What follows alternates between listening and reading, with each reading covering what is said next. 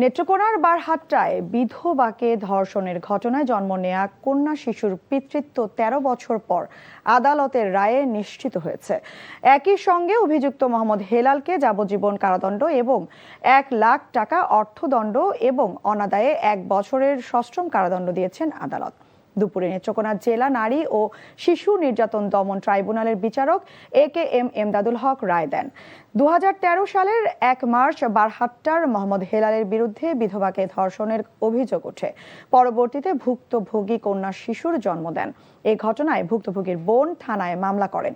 ৮ জন সাক্ষীর সাক্ষ্য, আলামত এবং DNA পরীক্ষার ভিত্তিতে আদালতে নিশ্চিত হন যে ধর্ষণের ঘটনায় জন্ম নেওয়া শিশুটির বাবা অভিযুক্ত মোহাম্মদ হেলাল। এর পরিপ্রেক্ষিতে আজ রায় ঘোষণা করা হয়।